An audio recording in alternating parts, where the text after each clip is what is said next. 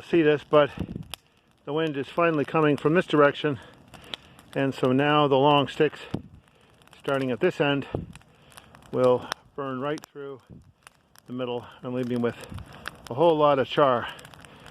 So this should actually burn out at this end, and then in the middle this will leave me with a lot of char, and the other end is pretty good. So this has worked, and we'll see in the morning exactly how well. There's a lot of sparks flying around, and the fire might get a bit bigger than 2 by 3 meters, but I've got the hose here and I'm watching it. So do try this at home. If you're going to do a bonfire, do it right on your intended garden spot and kick the crap out of the fire a few times. You may have to restart it a few times, but the result will be a tremendous amount of carbon and home for the bacteria.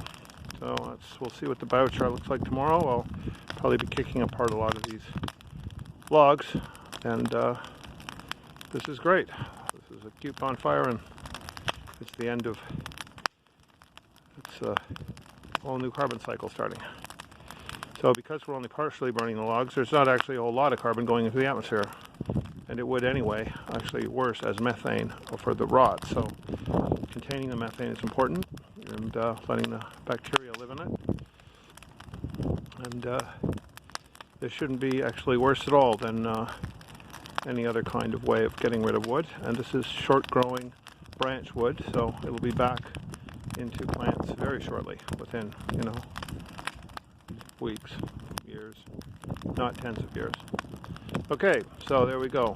It's like simulated brush fire, and you can see in here that these charred pieces are staying together, and I'm just going to throw some water on them now on this end so that the fire doesn't get too big, and I keep my char on this end. So perfect. It's all a question of waiting for the right wind.